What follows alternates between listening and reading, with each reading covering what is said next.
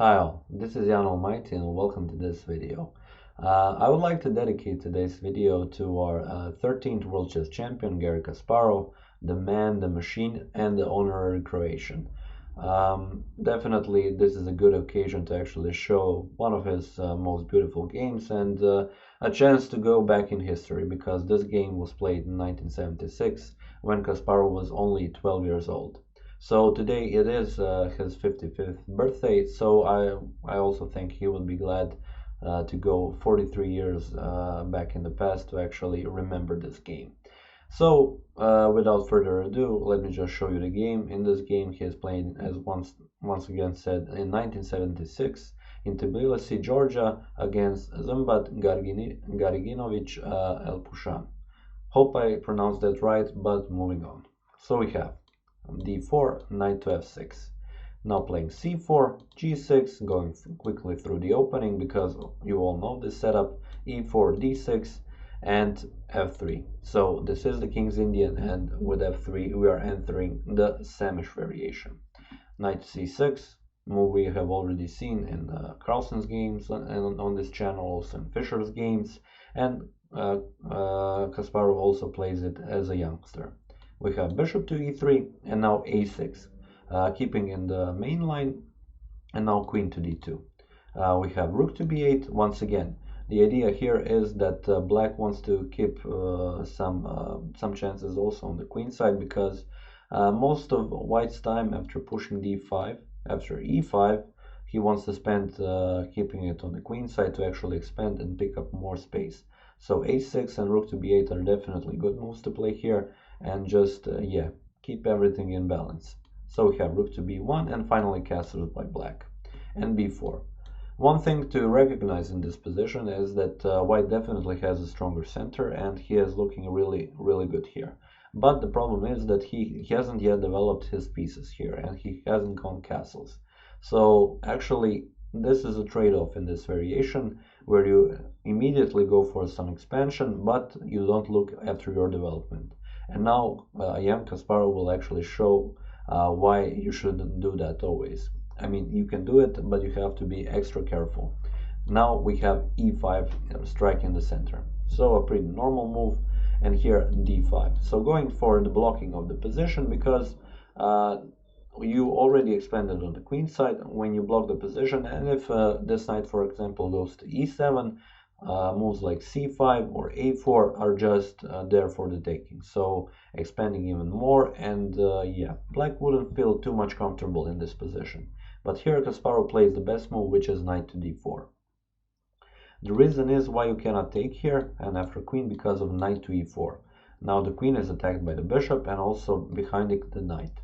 So you cannot just move the queen or capture the knight, you have to capture on e4, for example. But now you can see all the simple rook to e8 pinning the queen and just losing the queen, but also there is bishop to c3, king goes for example to f2, bishop to f5, and after something like queen to e3, or when the queen moves somewhere, you have queen to f6, and this is just losing for white. So you don't want to play something like this, and Kasparov knew this line, so this is why he played knight to d4. And this is also the idea behind e5 when you push d5. Knight to d4 is always available. We have knight from g to e2, attacking this knight once again, but now c5, continuing with the expanding in the center. You don't want to allow white, so that white is the only player who has the expansion in the center. But now we have pawn captures on c6 and pawn captures on c6. White wants to go for this weak d6 pawn. But now after this, when pawn took, it just seems that with one additional attacker, you will lose a pawn on d4. And this is what Lputian goes for. We have knight captures, pawn captures, and bishop captures. And now in this position actually black has given up, so Kasparov has given up a pawn for a better game, for more active play. As you can see, still white has a king in the center, and this is why rook to e8 was played. For actually going for some drawish endgame and something like that, you have a very long forced line with c5. The reason is, so let me just show you. You want to capture on c5, otherwise black will capture on b4. Rook captures on b1, knight captures on b1. And now we have knight captures on e4. So attacking the queen, you have to do something about it. So f captures on e4, queen gives a check on h4. Now king to d1, he moves out of the way, and now queen captures on e4, attacking the knight and attacking the bishop. So bishop captures on g7, but now queen captures on b1. Queen goes to c1, and bishop gives a check on g4. King goes to d2, so it is not good to actually defend because of queen to d3, and you wouldn't enjoy the rest of this variation. So as white, of course. So bishop to e2 isn't good. King to d2, and now queen to c1, king to c1, king to g7, and pawn captures on d6. For a moment there you have a pawn, but after c5, rook here, bishop a6, rook captures with check, king to b2, and rook to c6. Kasparov would pick up this pawn, but here white has a passed pawn on the a file. It is a drawish game, but you still have to work for it. So because all of this, actually Kasparov didn't go for c5 right away. It's kind of strange, but I will show you with his next move that he actually saw all of this. So after bishop to d4, he played first rook to e8, a very important move. Here we have bishop to e2, developing move, and now c5. And the reason why c5 now, you will see. B captures on c5, like I've showed you in the previous variation, and now knight to e4 immediately. So knight to e4 immediately because now the rook is on e file. You want to open it up as soon as possible while the king is in the center. Pawn will capture, like in the previous variation, and now queen to h4. Still keeping an eye on this b1 rook, not capturing right away.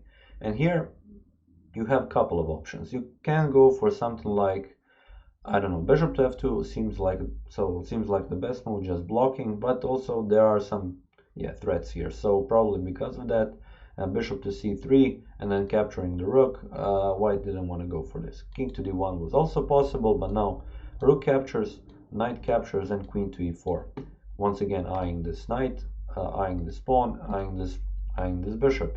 So bishop has to capture, queen captures on b1, queen to c1, queen to c1, king to c1, king to g7, and as you can see, everything is pretty much the same except one little difference. Now the rook is on e8, attacking the bishop on e2. So now when the bishop moves, pawn will capture on c5, and with a pawn up, black will just win this endgame.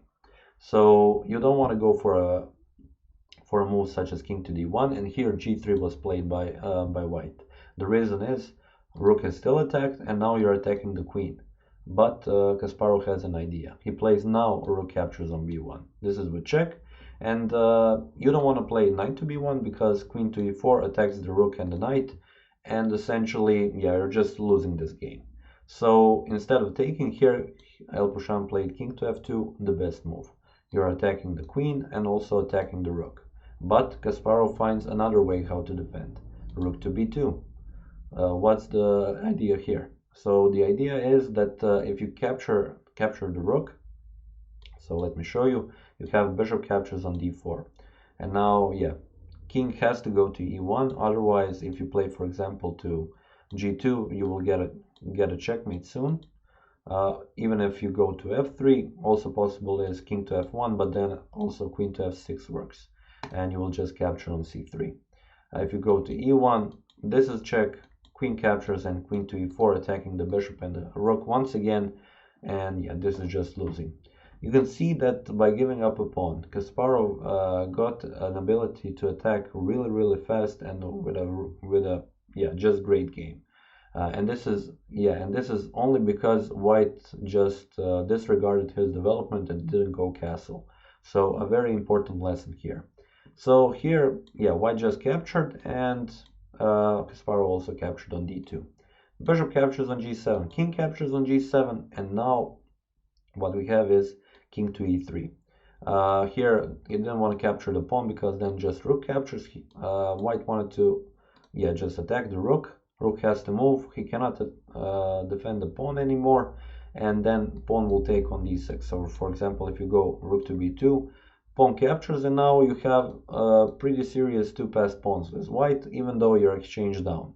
So Kasparov didn't want to play this, so he played a rook to c2, another idea. King to d3, and now he plays rook captures here, king captures, and pawn captures on c5.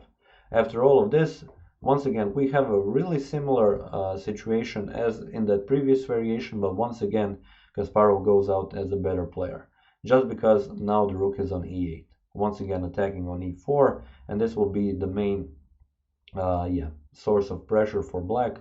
The pawns are equal, also these h pawns are doubled. The material is equal, but black is better in this endgame. So we have bishop to d3 defending, bishop to b7, rook to e1 defending, and now rook to e5, repairing f5, not giving an ability for this pawn to move, and now we have a4 expanding. f5. I'm just going to show you how Kasparov won this endgame. It is a pretty simple technique. So yeah, let me just show you. Now once white decided, not decided, but saw that he cannot actually do anything here, he went for rook to b1 because this pawn would be taken, and now bishop captures on e4. Rook comes on b6. He wants to create counterplay, capture on the a file, create a passed pawn.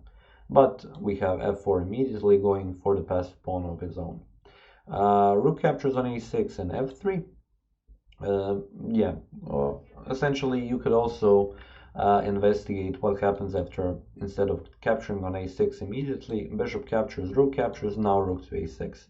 The idea is that now you have to play a rook's endgame. Maybe white should have gone for this because this is a more drawish endgame than the one where you have also the bishops. Now you have to figure out how to actually stop this pawn, and also just go for these pawns, but after something like f3, black can also capture the h pawn, the h4 pawn, and h2 pawn. So okay, but white didn't go for this. He actually played rook to a6 right away, and we have f3. Now bishop goes to f1, defending the f1 promoting square, and bishop to f5. Rook to a7, king to h6 going out of the way, no more checks, and now king to d2, bring the king closer. We have f2, going for rook to e1, attacking the bishop, so we have bishop to e2 blocking, and now bishop to g4. Bishop to d3, moving out of the way. Essentially bishop to g4, an amazing move. If you capture, then f1 is just a queen, and if you don't, your bishop is attacked, it will be lost. Also possible was bishop to h3, just eyeing the f1 square, but Kasparov obviously wanted to go for deflecting the bishop so that f1 can be a queen without giving up a piece. So after bishop to g4 we have bishop to d3, rook to e1, and now rook to f7, going for that pawn, but now bishop to f5. So blocking the rook and also attacking the bishop, everything works. f1 is the next threat. So we have a5 disregarding everything, and bishop captures on d3. Now rook captures on f2, and actually for everything here to work, Kasparov needed to see this one move, which is rook to f1. Finish a beautiful game with a beautiful move. Rook to f1 just holds everything. Essentially, here rook was attacked and bishop was attacked, and you needed to find a move to actually defend everything. Now if king captures the bishop, rook captures the rook, and he has time to actually go for the pawn. But if you capture the rook and the bishop captures on f1, now if you go just a6, this is pretty simple. The bishop can always defend on a8. Same goes if you go king to c3, king just goes, picks up the pawns, and rook to g2, bishop to g2 is always an idea.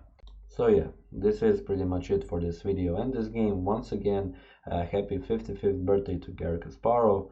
Hope he is enjoying it. I really hope that he is enjoying it with some chess. And that being said, I would like to thank you for watching this video, and I will see you next time.